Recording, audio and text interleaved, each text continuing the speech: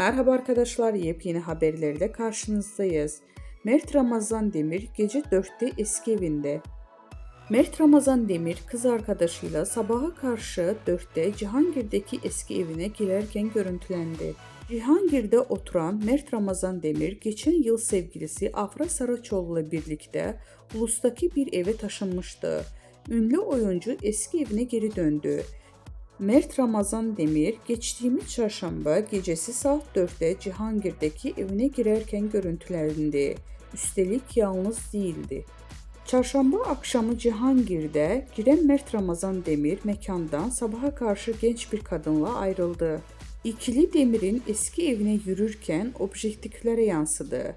Apartmanın kapısının arkadaşı anahtarla açarken oyuncu muhabirlerin sorularına cevap verdi. Evime geldim, iyi geceler diyerek içeri girdi.